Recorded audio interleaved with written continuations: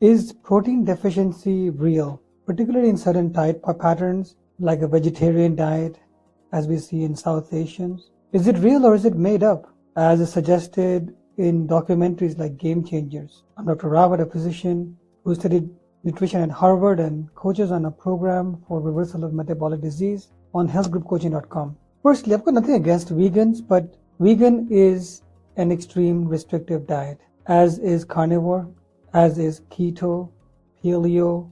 And when you get propaganda videos from these more extreme restrictive diets, you do have to take it with a grain of salt. Certain populations, particularly South Asians, with their vegetarian diets are certainly deficient in protein.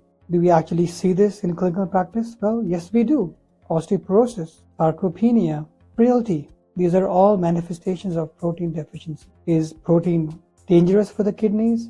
There is no evidence that it is. Like protein, there are also other things that clients with chronic kidney disease, as it advances, have to restrict, such as potassium. Consuming potassium is in fact beneficial for the kidneys because it reduces blood pressure. However, as kidney disease progresses, the kidneys cannot filter out and excrete the potassium, hence it has to be reduced. Same applies to protein as well. Now, of course, there is some evidence that for longevity, plant-based proteins and marine proteins are better than the kind of mammalian proteins you get from red meat. However, even there, it's very unlikely that the actual protein has anything to do with it. Ultimately, protein gets broken down into amino acids within the bloodstream. What is more likely to be the case is the dietary pattern. Those people who are consuming more plant proteins will naturally be consuming more fiber. Those consuming more red meat may well be deep frying it, having it with a hamburger, with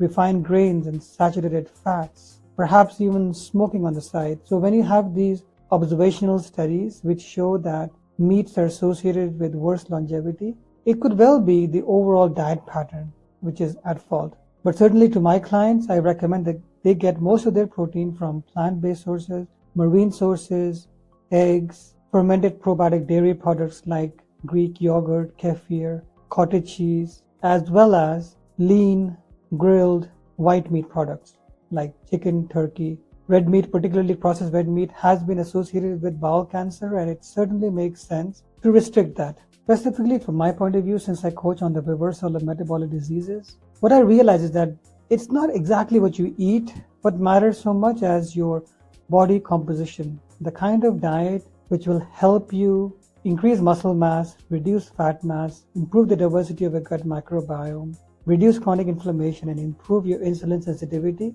will ultimately be the best diet pattern for you. And protein certainly has a role to play in that, as does fiber, fermented probiotic foods, fresh fruits and vegetables for vitamins, minerals, plant flavonoids, etc.